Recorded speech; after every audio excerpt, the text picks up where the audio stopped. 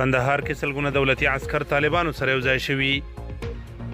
له کندهار ولایت څخه ورکړل شوي راپورونه وایي چې د یاد ولایت په سپین بولدک ولسوالۍ کې د تیرو 2 اونیو په ترڅ کې 645 تنه دولتي عسكر طالبانو سره یو ځای شوي دي. طالب ویان قاری یوسف احمدي وایي چې دغه عسکرو د طالبانو د مشر شیخ هیبت الله اخونزاده د بخښنې له فرمان څخه په ګټې اخیستنې له جګړو لاس اخیستی او طالبانو ته راغلي دي. قاری یوسف احمدي په دې هکله پر خپل ټویټر پاڼه لیکلي